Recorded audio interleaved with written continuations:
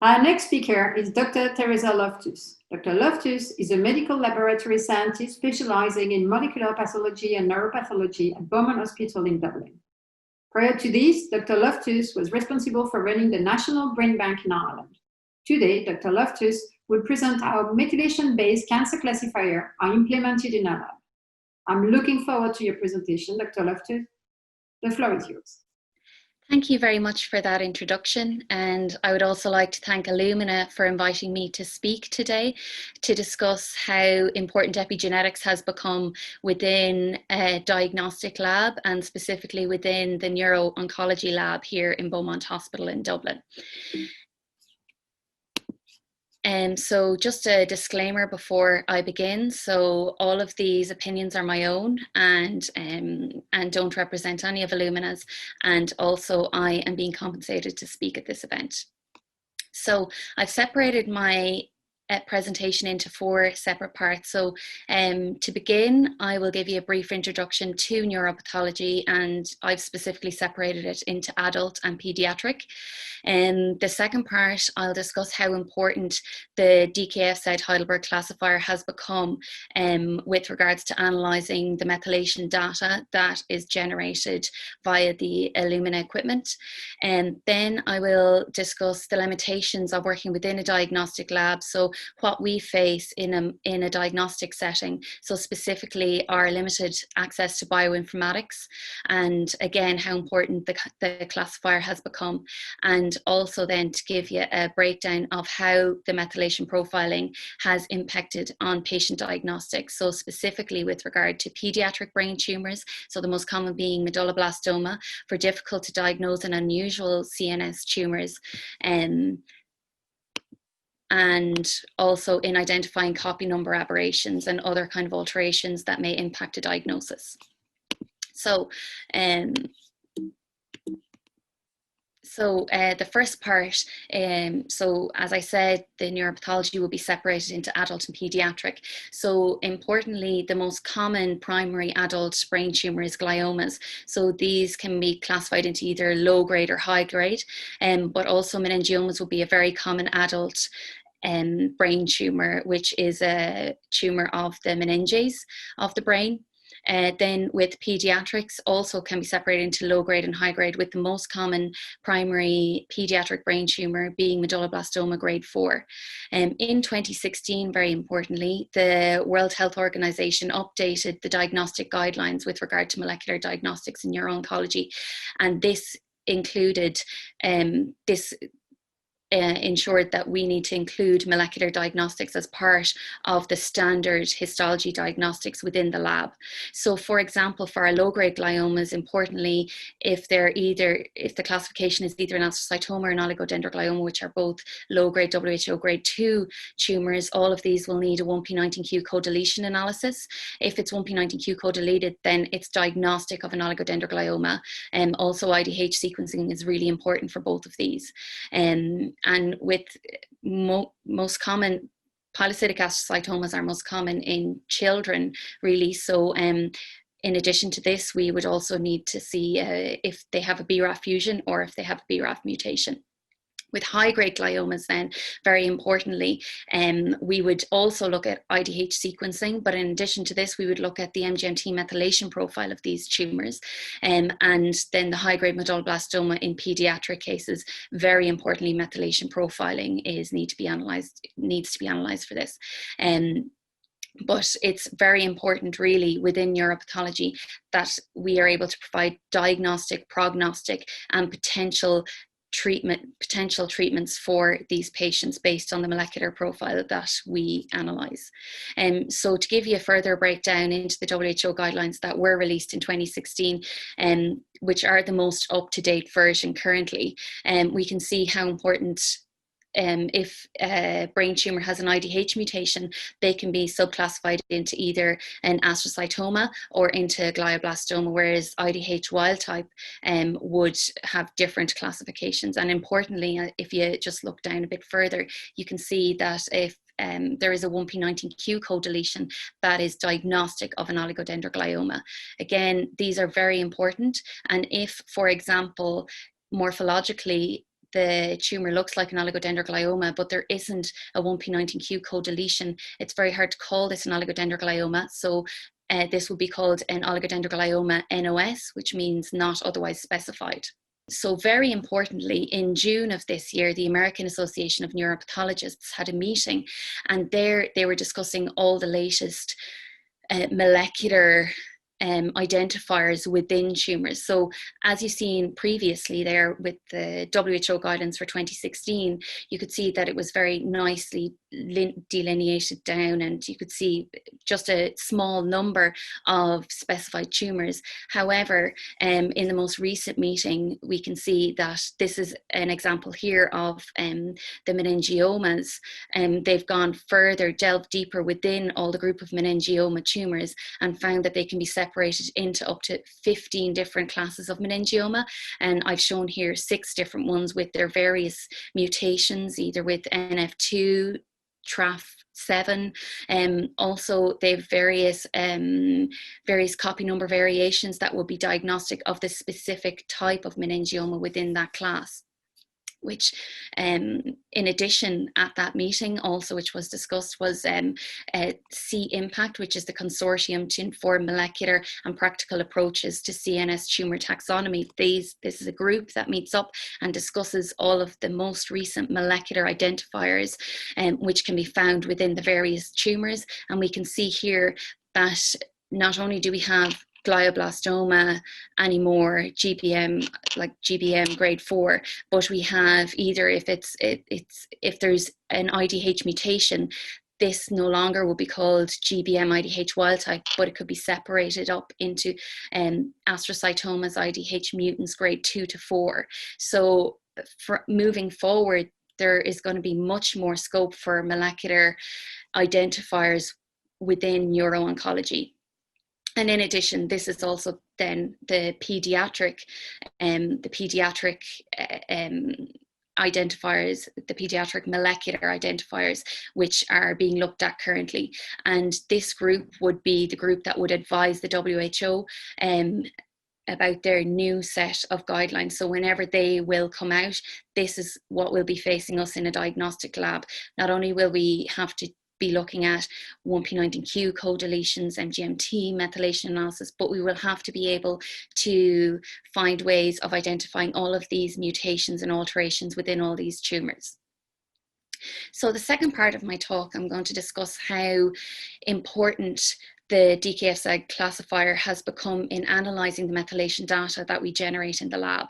So very importantly, central nervous system tumours all have a very unique DNA methylation profile.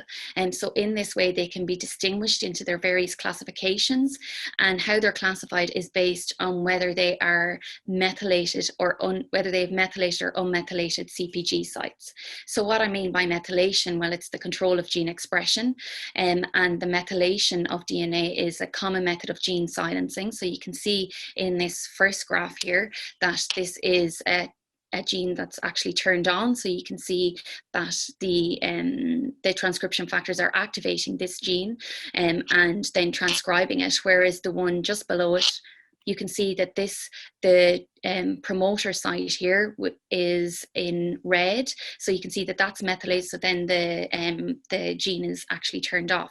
So very importantly, CpG islands are associated with about 70% of human promoters, so the turn on and off of genes. So with the methylation array, what we are looking at is over 850,000 of these CpG sites.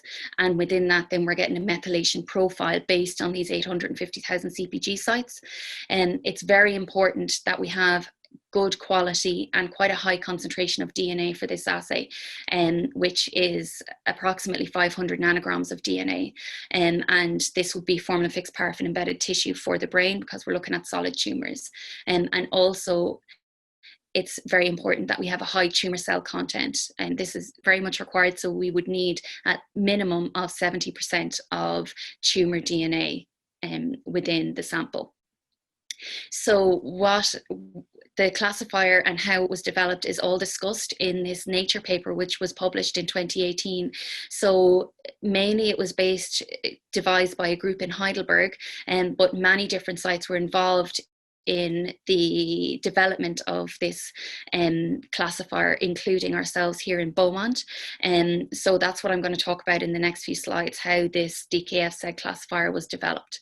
So importantly, a group of pathologists from all over the world, a lot of different sites, were all sent various tissues, and they histologically diagnosed 91 different classes of brain tumors. So these were all identified and separated up into, as you can see here along the left hand side, into either embryonal, glioblastoma, neuronal, and they're all given a different color. And so initially they were identified by the neuropathologist, and then they were classified, they were ran through, the methylation profile was carried out on them, and then their profile generated a random forest algorithm whereby all of these samples were all segregated up and were given all of their unique profiles. So they all were separated up individually into their own little groups and cohorts, as you can see here. So in total, the total amount of samples that were used to build this classifier were 2,801 samples. So this spanned 91 different types of brain tumor. So how this classifier was validated was there was 1,155 diagnostic central nervous system tumors taken from various different sites. So initially they were given a pathological diagnosis, so whatever assays were carried out on them that was necessary, so FISH, either Sanger sequencing, various different other types of molecular work, and then the methylation profile was carried out on them. So of these, there was a concordant 1,104 samples were sufficient for methylation profiling. So 51 of those samples weren't, because there was too low of a tumor content. Again, if we go back, there needs to be a minimum of 70% tumor. And of these, the majority of them did concord with the pathological diagnosis. However, there was a subset which didn't. So whenever these went back and were reviewed, approximately 41 of them were thought to be new tumor entities or some other kind of a tumor, whereas 86 of them were actually unresolvable. So they didn't classify or didn't match up with the actual pathological diagnosis.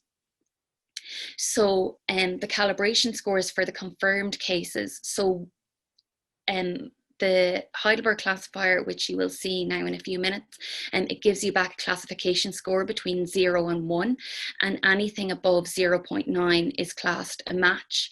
And so anything over also 0.836, so over 0.84 was almost identical. So basically anything that's under 0.9, we will bring it to a multidisciplinary team meeting to discuss the actual pathological diagnosis with the diagnosis that was achieved at just under 0.9, and we look at all of the parameters that were generated from the classifier.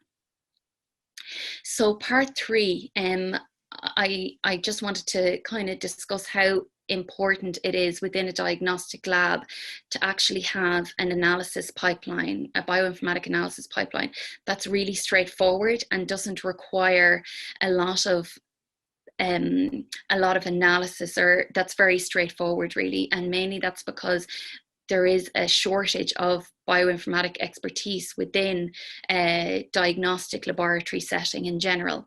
And so how the DKFZ classifier is perfect for this really, because what we do is we upload these files that are generated through the methylation array, and we upload them to the DKFZ classifier, and then they give us back a result. So it's very straightforward. But in addition, we need to go through some stringent quality control metrics within a diagnostic lab to ensure that basically it meets our standard within a lab, our standard of care. So this is what our upload page looks like, the DKFZ classifier page. So basically we put in a sample identifier, which is the lab number that's gotten, and then we can input the patient gender, the array type, which would the array type, whichever the array is that you're using, and then we select that we're using FFPE tissue to analyze, and then we upload the IDAT files, which are generated through the array profile, so a red file and a green file, and then we can start the analysis.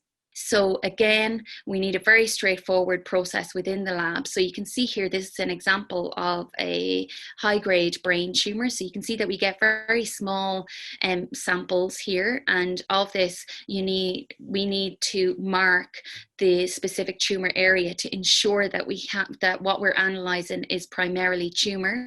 And then once we get our results, so once we get our IDAT files, we upload them to the classifier, and then it generates a result. So this is an example of a result that we would get from it. So basically it's telling us that this brain tumor most closely classifies with a glioblastoma IDH wild type. So because it's 0.99 as well, it's a very close match because it's closest to 1. And then what it also generates is a copy number profile. So interestingly here, we can see any alterations within the copy number profile. So for this patient, we can see that EGF4 is, that they have an EGF4 amplification there in chromosome 7. And they also have a deletion of CDKN2A, and also there is monosomy of chromosome 10. And in addition, we can also see separately in this report that this patient, their MGMT promoter status. So we can see that this patient has a methylated MGMT promoter. One of the control, so we have 2 sets of control parameters that we go through before we report on these. So the first one is our data analysis software. So we ensure that our sample dependent and our sample independent controls are all passing. So our sample independent controls are those which are dependent really on the kit, if anything went wrong within the kit, and then our sample dependent controls, whether anything was wrong with the sample. And to be honest, the majority of the time, if we've ever had a problem, which is very rare, it's actually been with the poor quality of the sample, or that there's not enough tumor DNA gone into the sample. And then our second set of quality control parameters are through the actual DKFZ classifier result format. So what we do is we have a set of criteria that we check off to make sure that we're happy with the results. So we ensure that the patient gender is the same as what we have been told. We make sure that there's very low noise within the copy number plot. And so it's not very scattered, your copy number profile, that it's very closed, tight together around the midline, around 0. Then we also check for any amplifications. And because there is the potential of any kind of interference or any interference from the samples on either side, we want to make sure that the amplification, if there is one there, that it's not in any of the other samples that went on that run, to make sure that there's no contamination.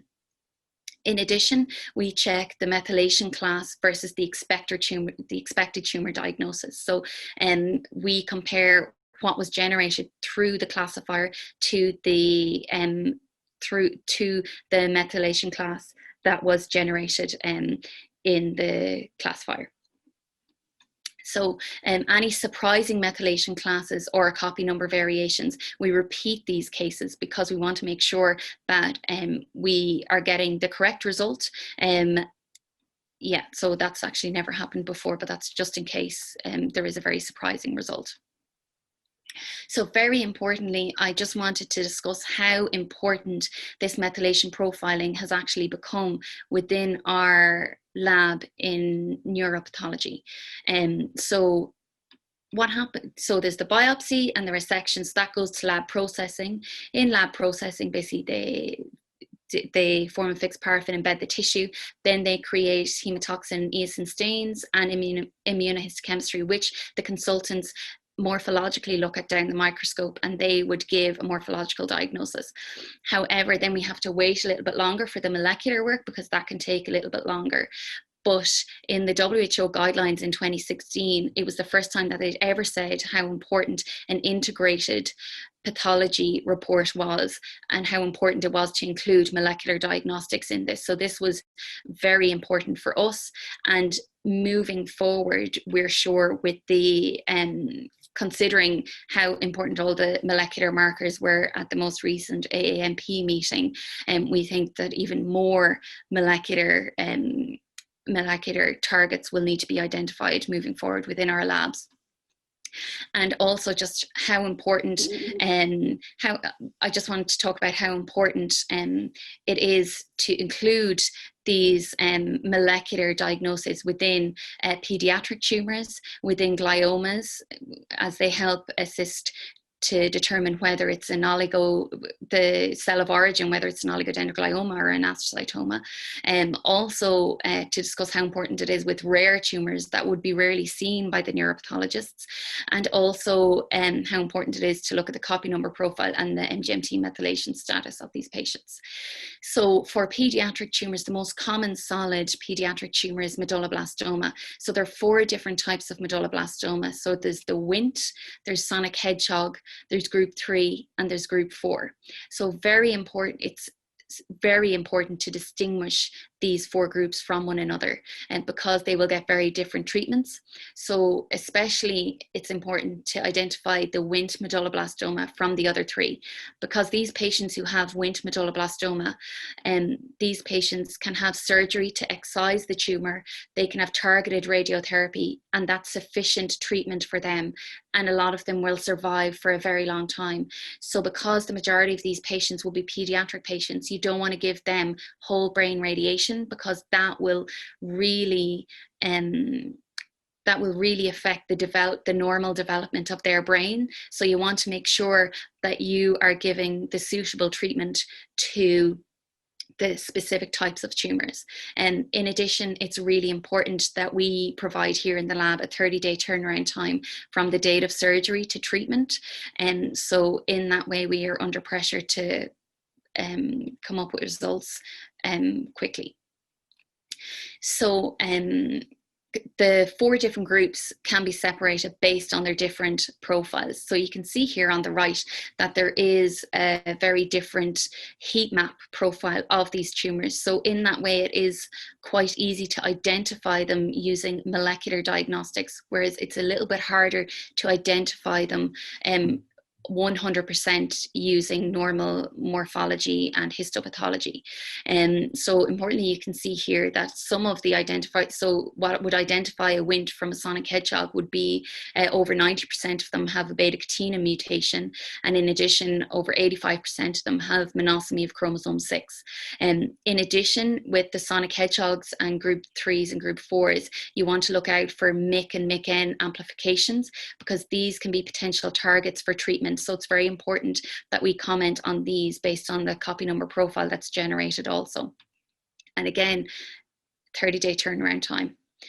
And then as we delve deeper within each of these groups, not only do we see that there's 4 medulloblastoma subtypes, but there's actually 12. So within Wnt, there's actually 2 separate types. Within sonic hedgehog, there's actually 4. And within group 3 and group 4, there's actually 3. So you can further subclassify the 4 types into more. And then based on that, this is all helping provide precision medicine to these patients, whereby we are targeting specific mutations or alterations within their tumors, and hopefully they will have a better response to treatment. And again, to say, as I outlined earlier, how important it will be going forward, and especially in the next update of the WHO guidelines, that we will be able to provide all of this information within the neuropathology lab in Beaumont for all of these brain tumors, because here this is the National Referral Centre for all pediatric and adult neuro-oncology in Ireland. So it's very important that we'll be able to provide this service. So methylation profiling definitely helps us. Also, it's very important when we're looking at rare tumors. So, for example, the neuropathologists this kind of a tumor wouldn't be seen very often. So if a neuropathologist looks down the microscope, it's very important that we're able to validate what they see under the microscope using the molecular platform. So here we can see this is a very unusual a B core alteration within this high-grade neuroepithelial tumor. So using the methylation profile, we were able to confirm this molecularly based on the initial morphological diagnosis. In addition, as I said earlier, this is an example of a 1p19q co-deletion, and this is very important diagnostically. So a patient cannot be diagnosed with an oligodendroglioma if they don't have a 1p19q co-deletion present. So we can see here on the copy number profile that 1p is deleted and 19q is also deleted. And in addition then, as I said, we can also get the MGMT status on this patient. So you can see that the MGMT promoter there is methylated. So to conclude, I hope I've shown you how important methylation profiling has become within a diagnostic lab, specifically related to patients who currently have brain tumors.